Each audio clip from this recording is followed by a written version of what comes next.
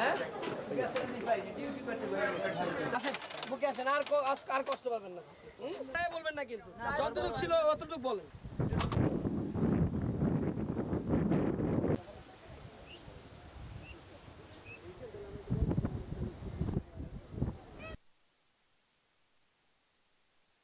আফ্রিদিন স্যারে কইছে আমার ঘরে ঘর করে দিব, আমরা তাইতে খুশি আছি, দুদি করিয়া দেয় তো আমরা এই ঘরে থাকবো। এই আমার এই ঘর করার জন্য টেয়া দিছে, হেরে জন আল্লাহ আরো বড় করে। যারা আছে তাদেরই প্রতিনিধি করতেই আমি আসছি, আমাদের দক্ষিণবঙ্গে যারা আছে তাদের হয়েই আমি আসছি এবং তাদের কাছেই যাব আমি, যে আমার চাচারা আছে, আমার আঙ্কেলরা আছে, আমার সব কাছের মানুষরা, আমি তাদেরকে বলবো।